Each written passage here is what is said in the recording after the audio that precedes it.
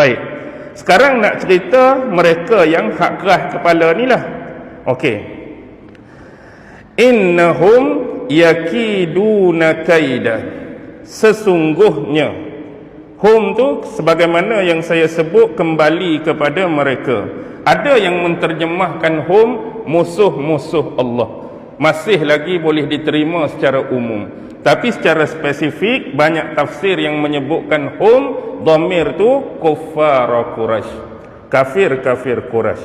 Apa yang mereka buat? Yakiduna kaida.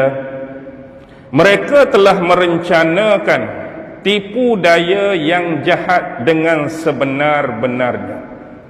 Jadi kalimah kaid, yakidu kaida.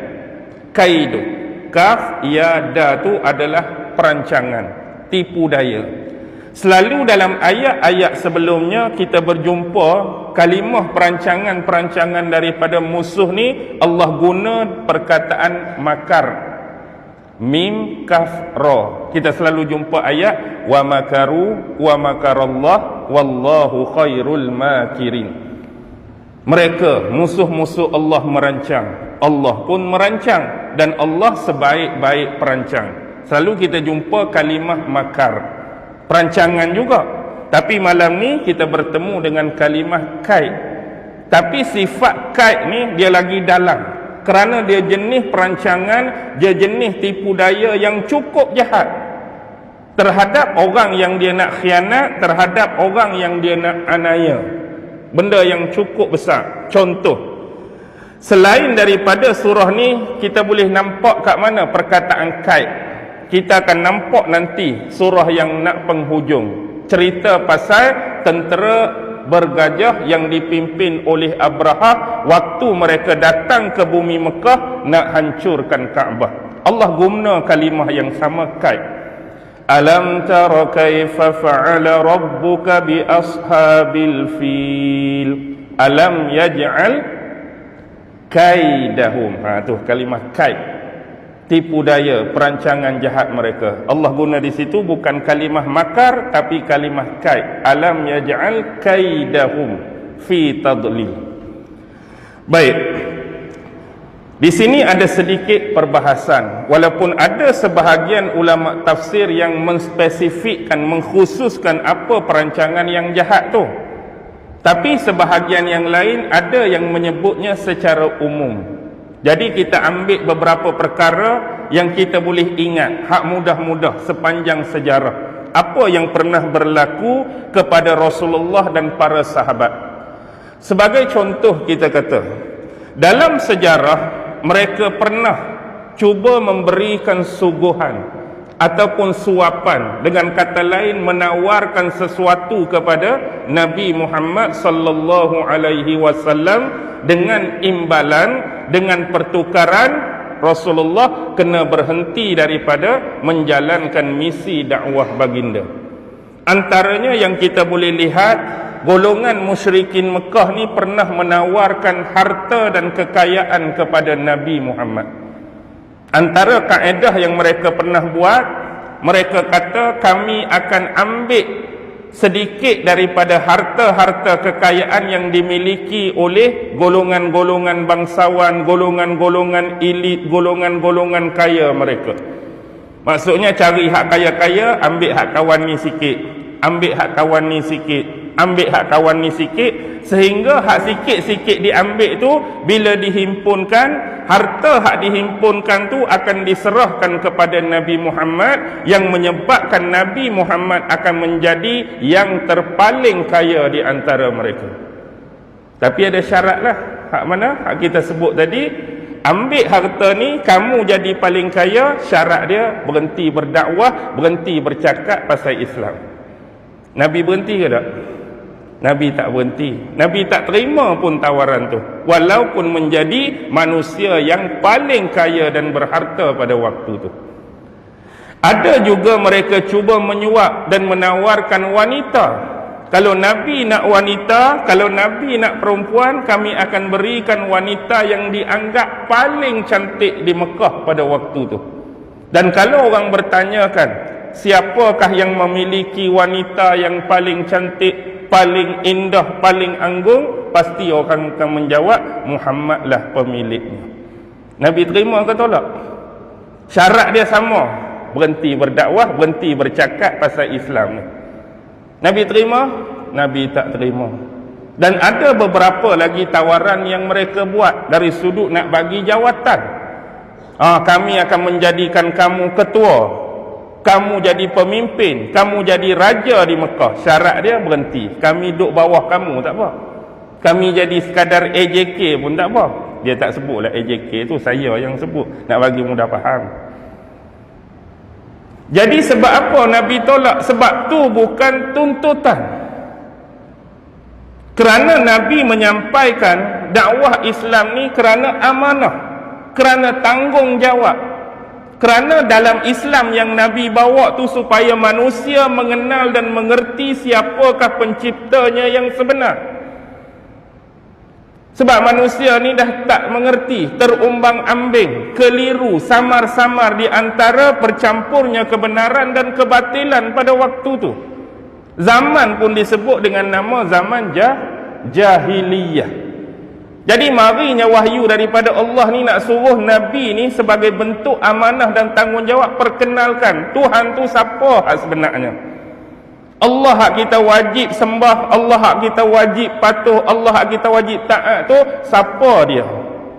Apa syariat dia? Apa perintah dia? Apa larangan dia? Nak suruh manusia kenal betul. Itulah kebenaran yang Nabi nak bawa. Jadi kalaulah Nabi termakan dengan harta tadi, kalaulah Nabi termakan dengan wanita tadi, kalaulah Nabi termakan dengan pangkat tadi, maka usaha ini akan selesai dan berkubur. Tak ada lah. Tapi bukan tu tujuan dia.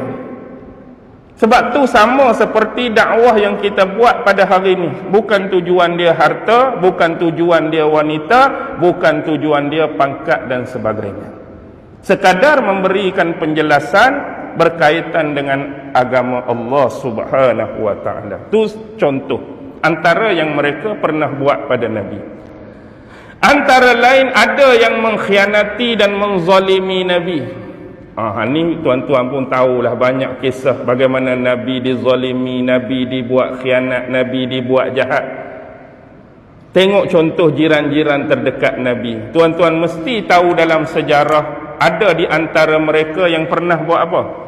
Pi buang najis, pi buang kotoran-kotoran depan rumah Nabi.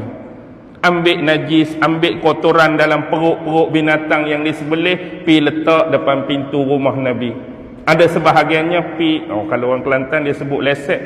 Lesek kat dinding tu. Sini dia sebut apa tah? Saya nak calik kat dinding ke. Ni perbuatan apa? Ni kita panggil perbuatan khianat lah. Sedangkan hidup berjiran, hidup bersama, tapi kerana tak suka dengan Nabi, tak suka dengan dakwah Nabi, walaupun mungkin ada hubungan kekeluargaan. Contohnya daripada pak saudara dia sendiri, Abu Lahab dan isteri dia. Isteri dia pun kadang-kadang buat onar juga. Buat apa? Kadang-kadang menghalangi, meletakkan halangan-halangan, meletakkan duri-duri di jalanan laluan yang Nabi nak pergi ke masjid. Apa cerita ni?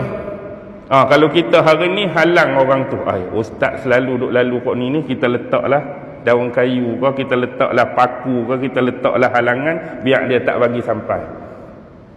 Jenis orang yang hati dia sakit, hati dia benci, penuh hasad terhadap Rasulullah.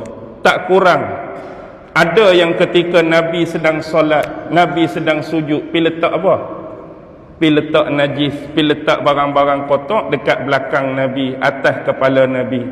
Abu Jahal pun pernah cuba mengangkat seketul batu nak hempak atas kepala Nabi, tapi Nabi diselamatkan. Ada yang jenis cubaan nak meludah Nabi. Contoh seperti sepupu baginda. Siapa sepupu baginda? Anak Abu Lahab lah, Utaibah. Anak Abu Lahab ni dia ada 3 orang. Pertama nama dia Utbah, yang kedua nama dia Utaibah, yang ketiga nama dia Mu'attab. Semua kosakata dia Ain, Ta, Ba. Utbah, Utaibah, Mu'attab. Jadi dalam sejarah dikatakan hak sulung dengan hak ketiga tu kemudian hari masuk Islam lah. Utbah dengan Mu'attab, Utaibah tu. Utaibah ni dengan Utbah tu, dua-dua tu bukan setakat sepupu Nabi, tapi dua-dua tu menantu Nabi. Dalam sejarah sebelum Nabi Muhammad diangkat jadi Rasul ni, mereka pernah berkahwin masing-masing dengan anak Nabi yang nama Ummu Kulsum dan Ruqayyah. Waktu zaman jahiliah, waktu Nabi tak jadi Rasul. Utbah kahwin dengan Ummu Kulsum, Utaibah kahwin dengan Ruqayyah. Tapi bila Nabi diangkat jadi Rasul, Abu Lahab, bapak mereka tak suka. Jadi Abu Lahab provokasi mereka dua orang ni supaya menceraikan isteri masing-masing. Jadi anak-anak Rasulullah diceraikan oleh mereka berdua. Tengok apa yang Abu Lahab buat dekat Nabi Muhammad. Bukan sahaja mereka dua tu sepupu Nabi, bahkan anak menantu kepada Nabi. Ni nak cerita Utaibah.